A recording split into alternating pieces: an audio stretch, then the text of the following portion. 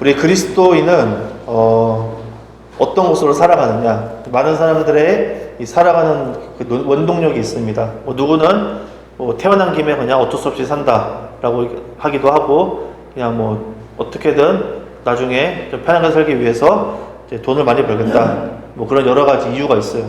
근데 우리 그리스도인은 성경에 의하면 부활의 능력, 그리고 하나님의 완전한 사랑에 의해서 살아간다라고 볼 수가 있습니다. 근데 현실에서 이 부활의 능력과 하나님의 완전한 사랑에 의해서 살아가는 이 그리스도인, 이 나를 어떻게 이걸 적용해야 하는지에 대한 이 난제에 부딪히게 됩니다. 그러니까 영원한 생명, 영원한 죽음은 본질적으로 예수 그리스도를 믿느냐, 믿지 않느냐는 시점에서 이미 정해졌으나, 우리가 사실 이 땅에서의 죽음을 맞이하기 전까지는 영원한 생명과 죽음이 크게 와닿지가 않아요. 그렇잖아요. 그렇죠?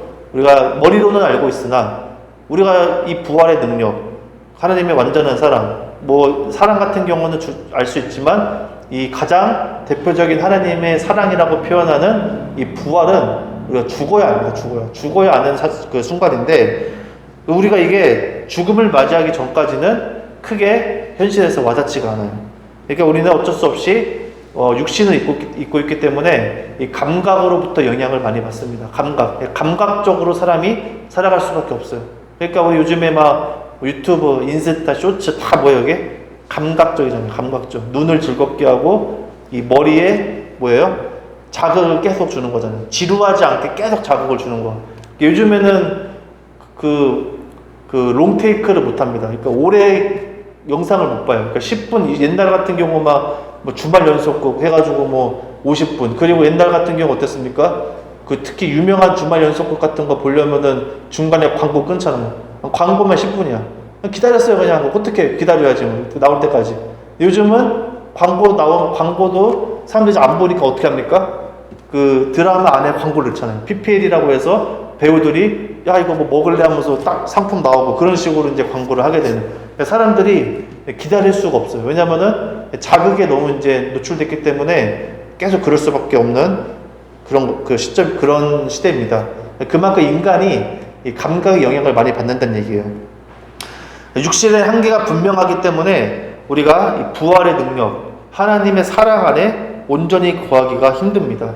왜냐하면 현실에서 나의 시선과 이 정신을 뺏는 게 너무 많아요. 그게 꼭 나쁘다는 건 아닙니다. 일이 바빠서 그럴 수도 있고, 공부하느라 바빠서, 앞으로의 미래와 계획을 생각하느라고, 내가 그런 것을, 생각할 수 있는 총량이 정해져 있다는 얘기죠. 사람이기 때문에. 그래서 이 부활의 능력과 하나님의 사랑, 현실에서 당장 필요하지 않는 것 같은 이 부분에 대해서 우리가 생각하기가 쉽지가 않습니다. 그래서 제가 그래요. 제가 지금 너무 일하느라 정신이 없어가지고 하루가 하루하루 가는지를 모르면 요일의 개념이 없어요. 일하다가 무슨 요일이라고 얘기하면 그거 지났잖아 그래요. 그러니까 요일의 개념이 없어요. 시간이 너무 빨리 가니까 제가 느끼는 거는 부활의 능력, 하나님의 사랑 생각도 안 나요. 너무 시간이 쭉쭉쭉쭉 가니까. 그래서 이제 저희가 이거 진짜 보통 일이 아니다 라는 어떤 고민으로부터 말씀을 준비를 해봤습니다. 그래서 길지가 않아요. 요즘에 설교가 길지가 않습니다. 길게 뽑을 수가 없어요. 왜냐? 물리적 시간이 없기 때문이죠.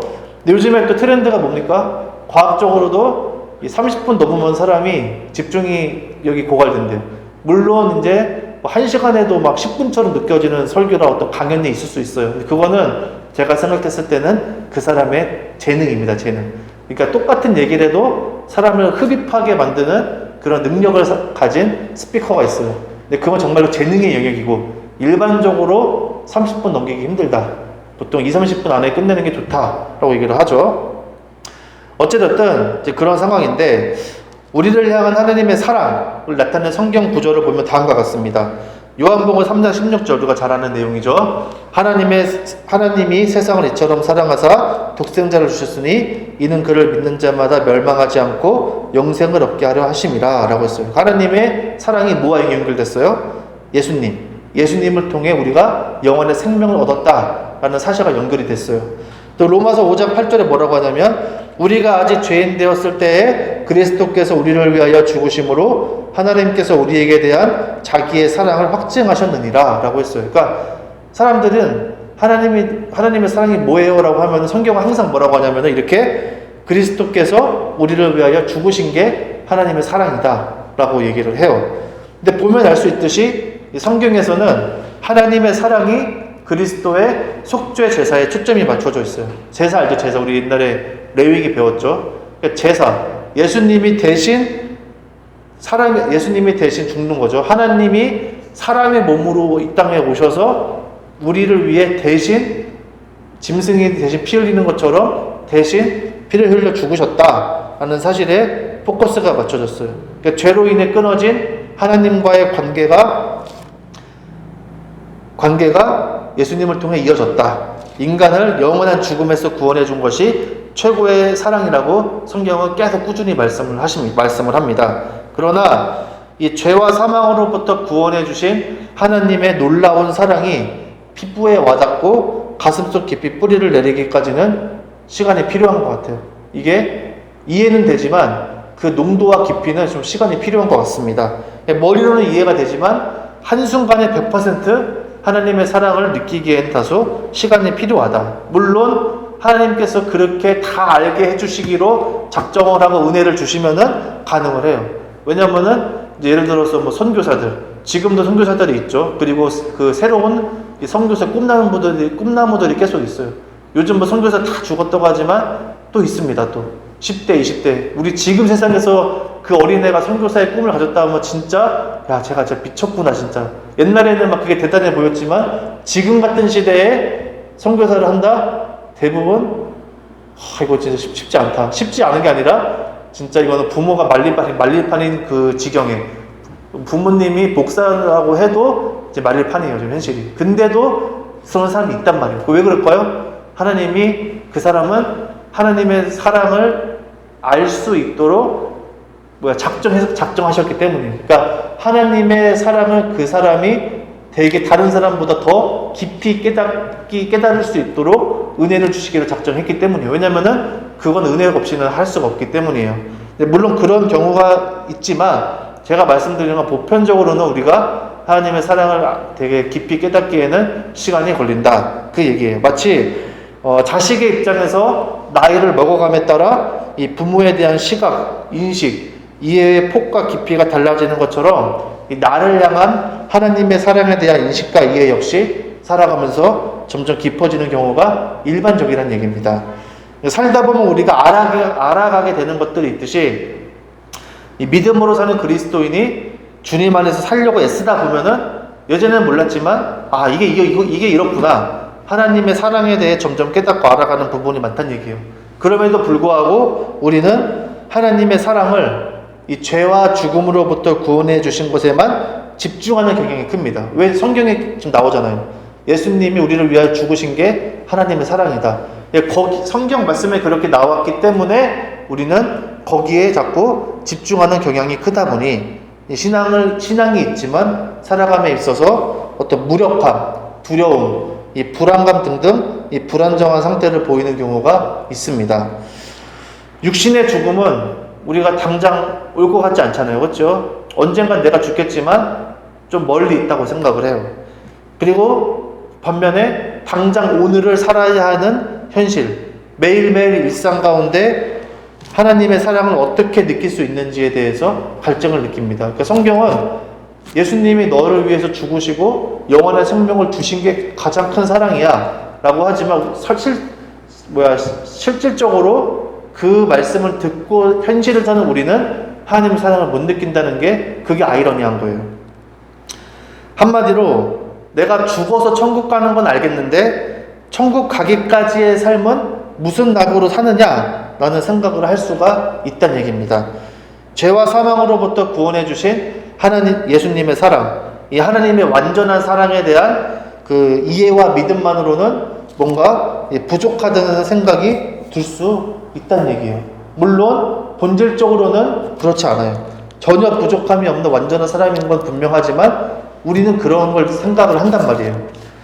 힘들고 녹록지 않은 그 한치 앞을 예상할 수 없는 그런 현실에서 사망으로부터 구원해 주신 하나님만으로 충분한가? 우리가 이런 질문을 스스로에게도 하고 받기도 합니다. 당신은 그리스도인으로서 하나님 한 분만으로 다 만족합니까?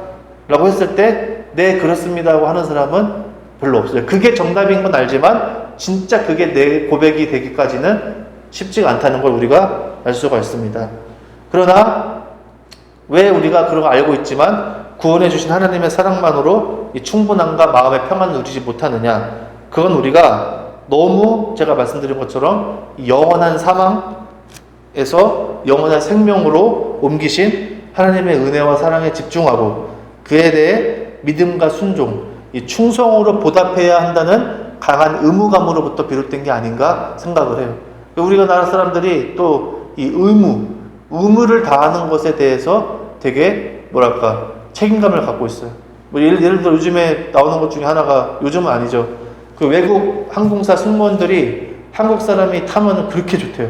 일이 반으로 줄어든대요. 왜냐? 한국 사람들은 다 미리 줄 서고 시간 딱 되면 딱 서 있고 무게 제한도 자기들이 미리 다 킬로수 다 재가지고 빠꾸 안 당하고 빠꾸 당할 것 같으면 미리 다 신청해 놓고 딱 세팅 딱 끝난다는 거예요.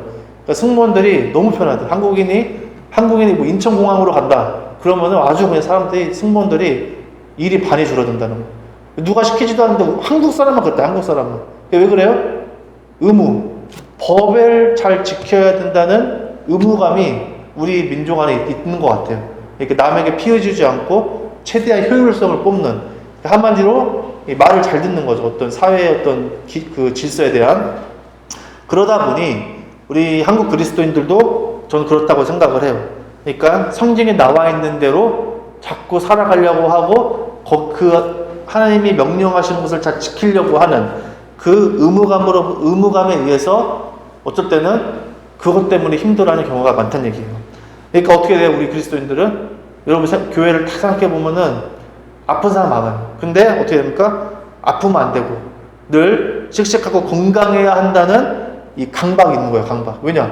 그리스도인은 정신적으로 건강해야 되고 마음도 평안해야 되고 뭔가 예수 안에서 모든 걸 할 수 있다는 자신감, 어떤 그 씩씩함이 성경에 나와 있으니까 그렇게 해야 한다는 나도 모르게 알게 모르는 그런 어떤 압박이 있는 거죠. 누구도 뭐라 하지 않았지만 스스로 그렇게 하는 거예요. 그러니까 옛날에 우리가 교회 다니면서 다 그냥 거룩한 척하고 거룩한 척 때문에 막 어쩌고저쩌고 한다. 그게 다 왜 그런 거예요? 거룩한 척 하라는 얘기는 아무도 없었어. 아무도 안 했어요.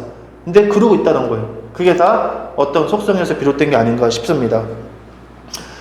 하나님께서 명령하신 모든 것들을 칭찬받을 정도로 잘 수행해야 한다는 그 알게 모르는 완벽주의와 강박이 나타난 것이 아닐까 저는 생각을 해요. 하지만 요한복음 5장 24절에 뭐라고 했느냐? 내가 진실로 너희에게 이르노니 내 말을 듣고 또 나 보내신 이를 믿는 자는 영생을 얻었고 심판에 이르지 아니하나니 사망에서 생명으로 옮겨졌느니라 라고 했어요. 그러니까 우리는 믿음으로 영원한 생명으로 옮겨진 상태에서 이 세상을 살아가는 하나님의 자녀다, 이 말이에요. 물론 뿌린 대로 거둔다는 성경 말씀이 있죠. 달란트 비유도 있고, 또 요한계시록 22장 12절에 뭐라고 하냐면, 보라 내가 속히 오리니 내가 줄 상이 내게 있어 각 사람에게 그가 행한 대로 갚아주리라 라고 했어요. 그러니까 우리가 믿음으로 이미 영원한 생명을 얻었지만 이 말씀처럼 예수님 만나면은 각자 상은 따로 있다, 그 얘기죠. 그러니까 우리에게 남은 거는 구원받은 하나님의 자녀가 이 땅을 살아감에 있어서 어떻게 하나님으로부터 힘을 받고 그분을 전적으로 의지하고 신뢰하며 살아가야 할까? 어떻게 하면 나 스스로 하나님과 동행하고 있다는 확신으로 살까에 대한 현실적인 문제를 생각해 볼 필요가 있다는 거예요. 그러니까 그 천국의 영원한 생명에 대한 어떤 확신, 그걸 위해서 우리가 이 땅에서 힘쓸 게 아니라 어떻게 하면 내가 이미 우린 영원한 생명을 얻었어요. 그러면 우리가 남아있는 거는 죽기까지 이 땅을 살아가면서 어떻게 하면 하나님으로부터 힘을 얻어가며 살아갈 수 있을까? 그거를 한번 생각을 해봐야 된다는 얘기입니다. 구원은 받았으나 당장 눈앞에 닥친 현실로 인해 우리가 마음이 꺾였기 때문에 그런 생각을 해봐야 돼요. 구원은 죽어서 가면 되지만 죽기 직전까지 하루하루는 우리 그리스도인에게 있어서 무엇으로 버티느냐, 그 얘기죠. 여기서 이제 우리가 집중하고 이제 좀 살펴봐야 할 말씀이 바로 오늘 본문 말씀이에요. 이 말씀을 제가 3번역으로 한번 읽어드리겠습니다. 주님은 나의 목자시니 내게 부족함 없어라. 나를 푸른 풀밭에 누이시며 쉴만한 물가로 인도하신다. 나에게 다시 새 힘을 주시고 당신의 이름을 위하여 바른 길로 나를 인도하신다. 내가 비록 죽음의 그늘 골짜기로 다닐지라도 주님께서 나와 함께 계시고 주님의 막대기와 지팡이로 나를 보살펴 주시니 내게는 두려움이 없습니다. 주님께서는 내 원수들이 보는 앞에서 내게 잔치상을 차려주시고 내 머리에 기름 부으시어 나를 귀한 손님으로 맞아주시니 내 잔이 넘칩니다.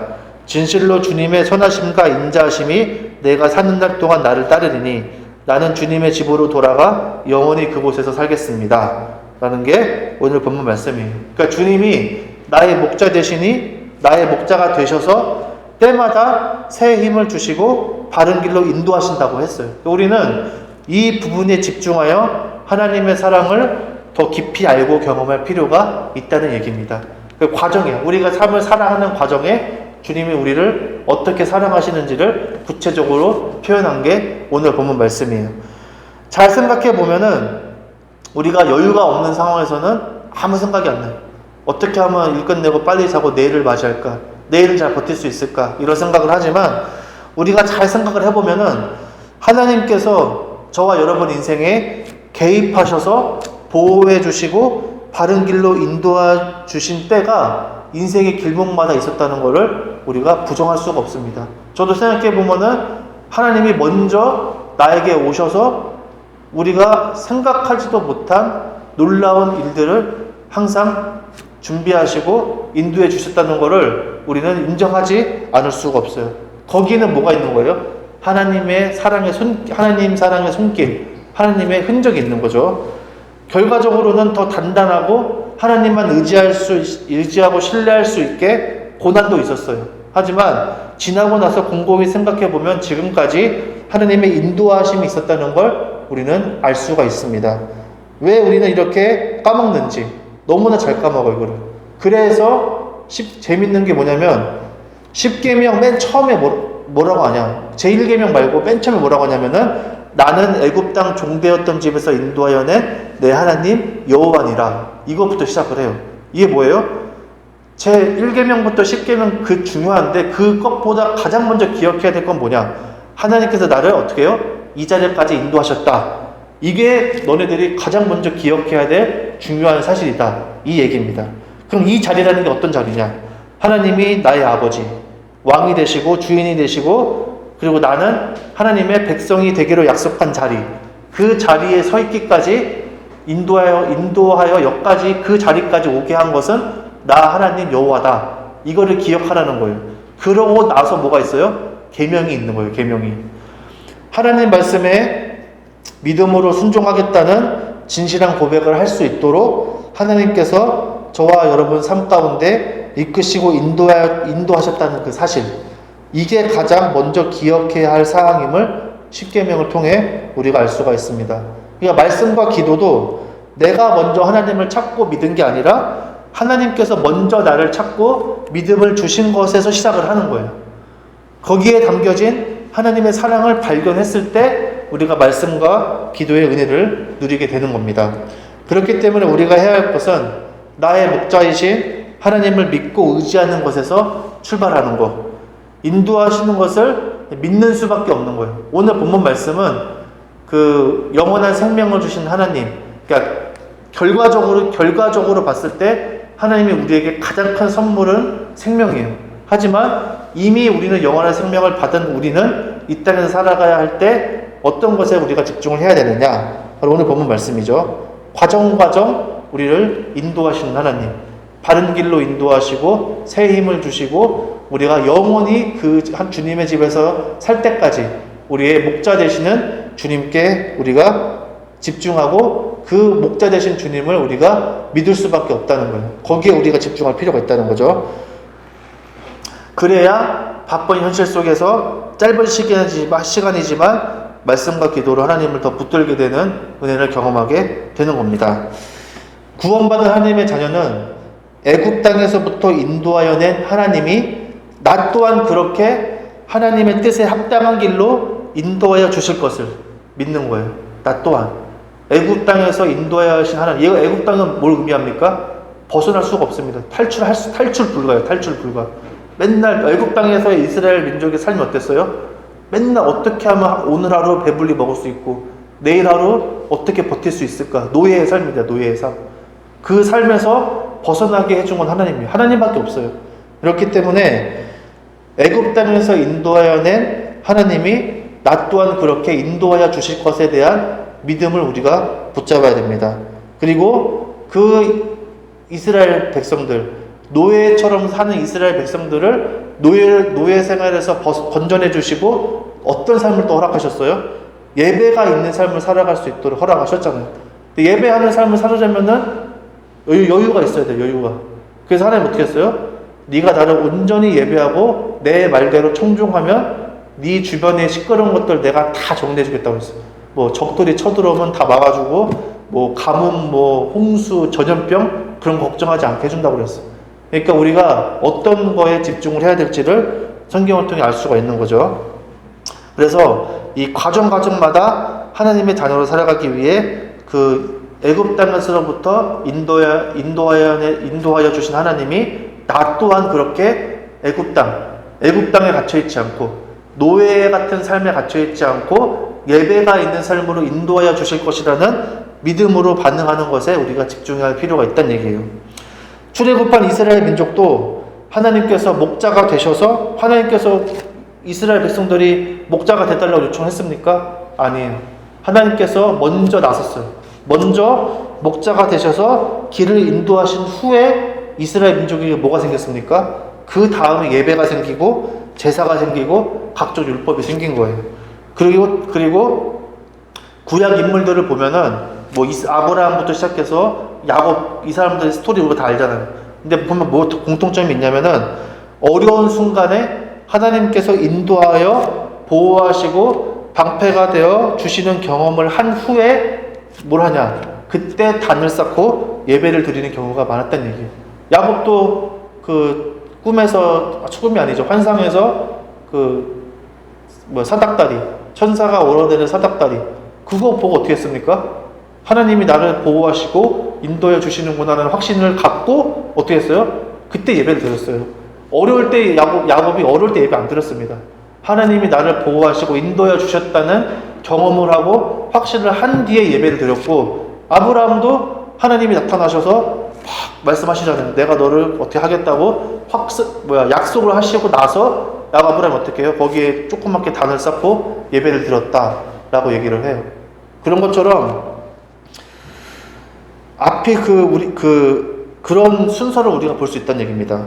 결국 앞이 보이지 않는 현실의 답답함과 이 미래에 대한 불안, 인간의 고질적인 고통이죠. 그 불안이 처음부터 끝까지 우리를 보호하시고 인도하시는 하나님의 사랑을 자꾸 잊어버리게 만드는 거예요. 야곱도 가만히 있으면 되는데 자꾸 뭐예요? 보이지 않는 현실의 답답함과 미래에 대한 두려움, 내가 어떻게 될지 모르는 두려움 때문에 막 설레발을 치다가 천사와 씨름하고 그리고 하나님이 환상을 보여주시고 하나님께서 그렇게 안심을 시켜준 다음에야 예배를 드리는 것처럼 우리도 현실의 그런 부분 때문에 자꾸 하나님의 사랑을 잊어버리는 거예요. 야곱도 그 사닥다리 현상을 보고 예배를 드린 것은 무엇이냐? 내가 믿고 살았다. 하나님이 나를 사랑하신다는 것을 깨닫고 거기에 대한 예배를 하는 거죠. 하나님을 예배하고 찬양을 하는 거죠. 마태복음 17장 20절에 이런 말씀이 있어요. 이 말씀을 마지막으로 마치도록 하겠습니다. 이르시되 너희 믿음이 작은 까닭이니라. 진실로 너희에게 이르노니 만일 너희에게 믿음이 겨자씨 하나만큼만 있어도 이 산을 명하여 여기서 저기로 옮겨지라 하면 옮겨질 것이요 또 너희가 못할 것이 없으리라 라고 했어요. 예수님이 믿음이 조금만이라도 있으면 못할 것이 없다고 했어요. 그래서 이 말씀을 오늘 본문 말씀에 적용하면은 우리가 못할 것이 없다는 거예요. 여호와는 나의 목자시니 내게 부족함이 없으리로다. 쉴만한 물가로 자기 이름을 위하여 의의 길로 인도하시는 하나님, 나에게 다시 새 힘을 주시고 주님의 막대기와 지팡이로 나를 보살펴 주시는 하나님, 또 주님의 선하심과 인자하심이 내가 사는 날 동안 나를 따르리라는 이 겨자씨 한 알만큼의 작은 믿음으로도 우리가 하나님 말씀 안에서 못할 것이 없다는 확신으로 살아가였으면 좋겠습니다. 그래서 큰 막 영원한 생명을 주셨으니 우리가 그 큰 은혜에 보답하여 뭔가 아파도 안 아픈 척, 씩씩하지 않아도 씩씩한 척, 막 그런 거 하지 않아도 된다는 얘기예요. 제가 그러고 있었더라고요. 이게 목사다 보니까 더 그런 또 압박이 있는 것 같아요. 아무도 뭐라 하지 않았으나 스스로 그렇게 하는 거죠. 근데 사탄은 그렇습니다.